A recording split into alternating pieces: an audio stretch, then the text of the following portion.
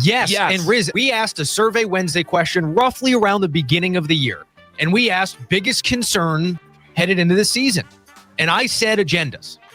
And there were agendas. And only now have we really seen it play out that the agenda for whether it be Flacco, whether it be Pickett, whether it be Gabriel, whoever wanted to be smarter and right ended up being wrong. My initial thought was, wow, that was Big Alima. Like, he didn't have to concede all of that right then and there. And while admitting basically that he just fell victim to the idea that the Browns were pushing him all sorts of information, and like a sucker at the poker table, he was buying it. Oh my goodness. I mean, I'm shocked he did that. Behind the scenes about Shedeur's lack of development and all this other stuff, and that it was hogwash. And meanwhile, I was getting shouted down by people like Lima who were telling me, no, you're not talking to the right people. Everyone that's there says he can't even do anything, can't even hold a football. It's like, no, guys, he can. He was really good in college. I'm telling you, this is going to translate. But to have the admittance there that you just took what they said and you ate it up and then tried spoon feeding it to everybody is what drives me insane. Have a thought for yourself. Have an opinion for yourself. Don't just take what the Browns tell you. That's the part that I get mad about. That's the part that I do get mad about. A Cleveland Browns insider just went on ESPN Cleveland and leaked that Kevin Stefanski had a secret agenda against Shedeur Sanders. And the evidence is so damning that even Browns reporters are now admitting they were part of spreading lies and misleading information about Shedeur all season long. The QB tracker data from July showed Shedeur was the best quarterback in training camp, yet he was buried as the fourth-string guy and told he'd be redshirted. And now insiders are revealing Stefanski didn't want any part of Shedeur from day one. Even Browns owner Jimmy Haslam is on record saying the rookies needed to play in game situations, but somehow Dillon Gabriel got the starting job over Shedeur despite the black and white proof that Shedeur had the highest QB rating since he arrived in Cleveland. This isn't speculation anymore. This is Browns insiders confessing on air that there were agendas in place. And now we finally know the truth about what Shedeur Sanders was up against this whole time. There was a secret agenda in place to pretty much put out lies and misleading information about Shedeur Sanders. Guys, for this one here, we got to go all the way up to Cleveland. Let's get it. Let's go. When people be all like, God don't play about me, or God don't play about them.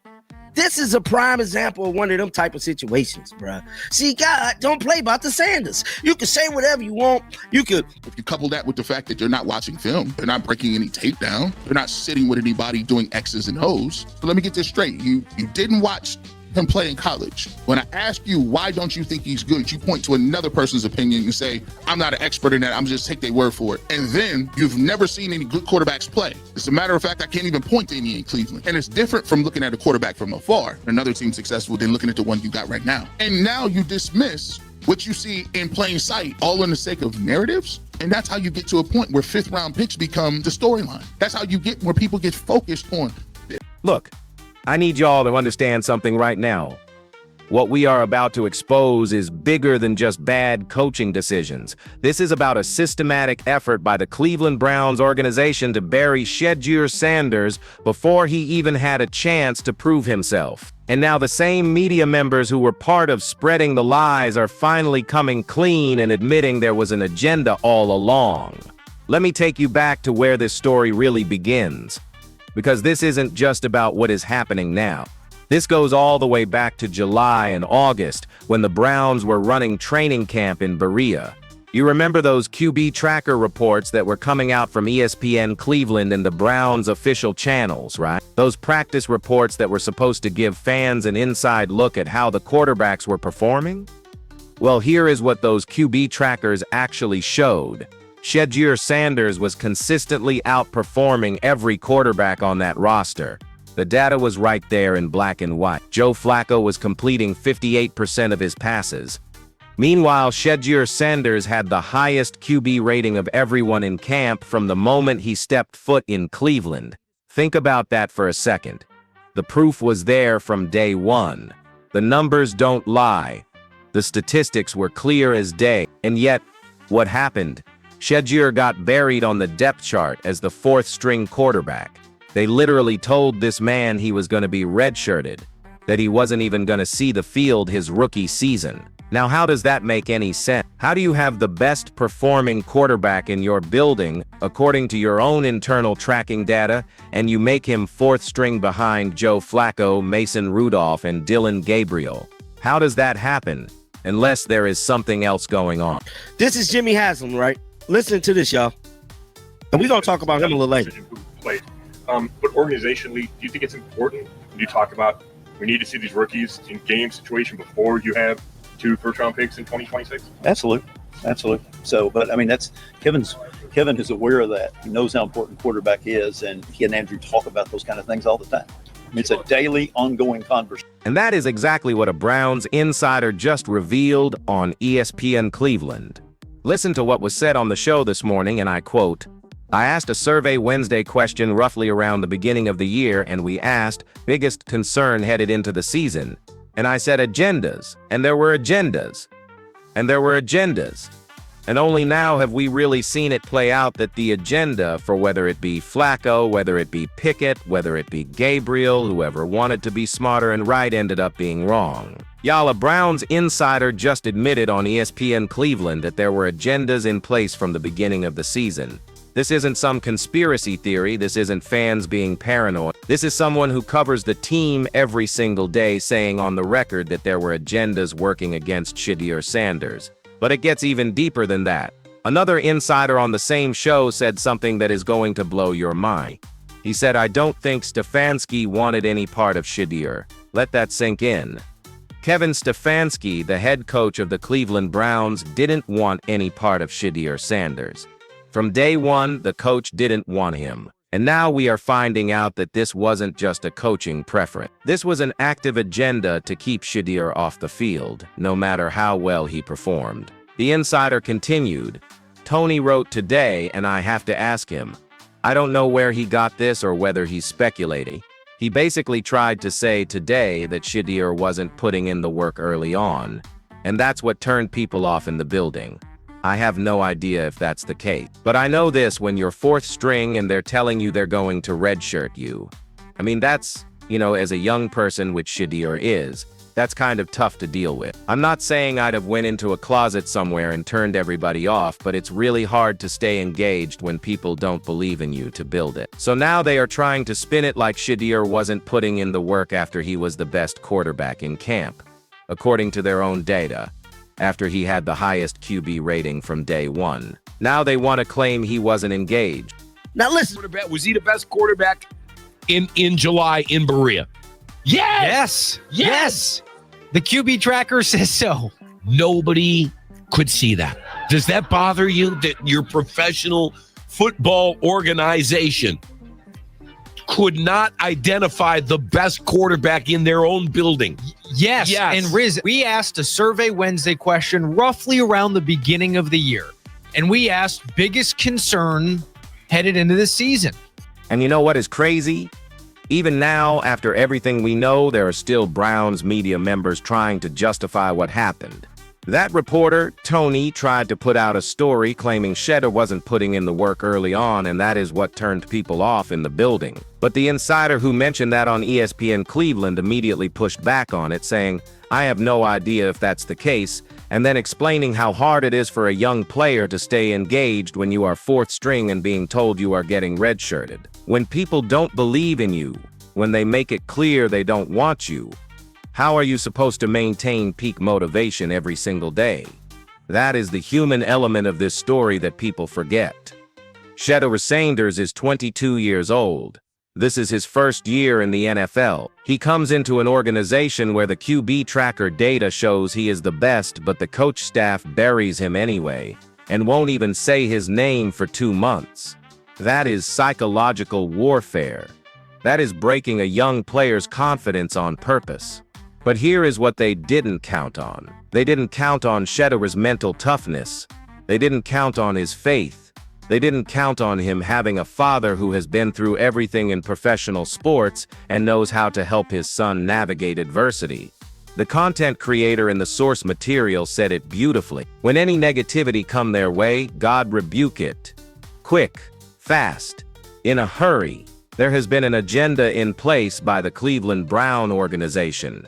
It looked like this was for real. Looked like this has been the game plan all season long. And you know what? He is right. There is something about the Sanders family that is just protected.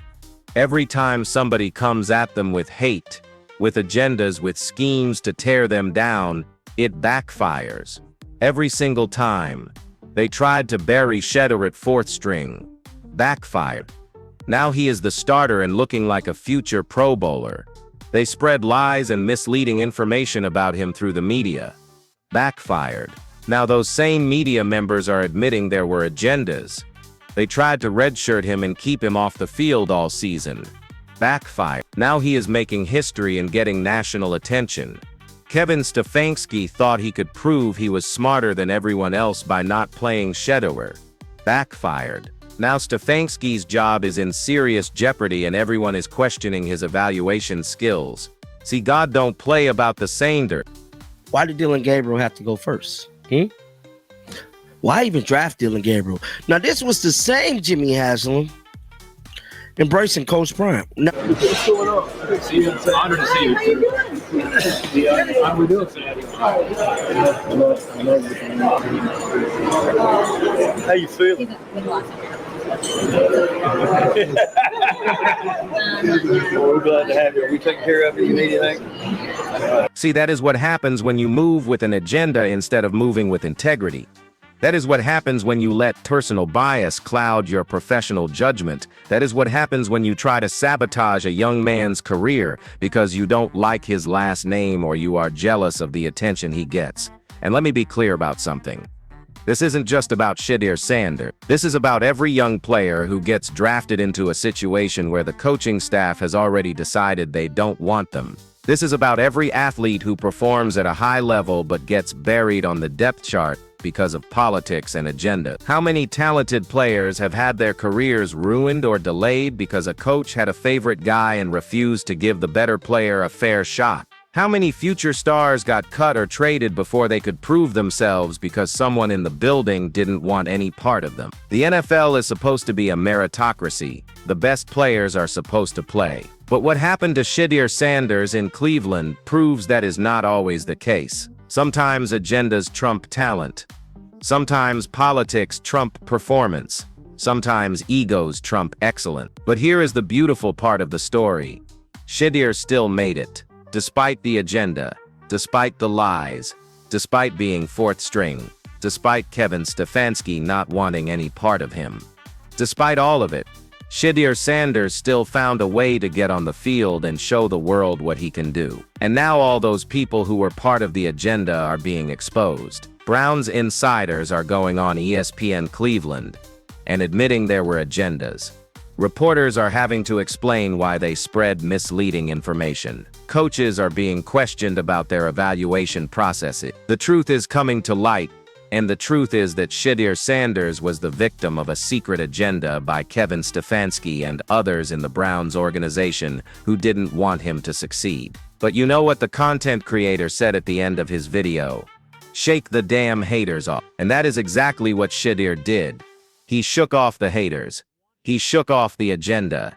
He shook off the lies and the negativity and the people who didn't believe in him. And he went out there and dominated when he finally got his chance. Things all the time. I mean, it's a daily, ongoing conversation. I know you said it's Kevin. So Jimmy Haslam stated in his clip that we had to see the rookies in the game. Why did Dillon Gabriel have to go first? Why even draft Dillon Gabriel? Now, this was the same Jimmy Haslam embracing Coach Prime. Now, what's going on? See you. It's an honor to see you. Now he has got Josh Allen, Caleb Williams, Aaron Rodgers, and Joe Burrow coming up over the next 4 weeks, 4 of the best quarterbacks in the entire league. This is Shedeur's opportunity to cement himself as not just a good quarterback, but an elite quarterback to show that he belongs in the conversation with the best in the game. And if he keeps performing the way he has been performing, if he keeps making history and breaking records and leading comebacks, then Kevin Stefanski and everyone else who is part of that agenda against him are going to look even more foolish than they already do. Because at the end of the day, talent always wins.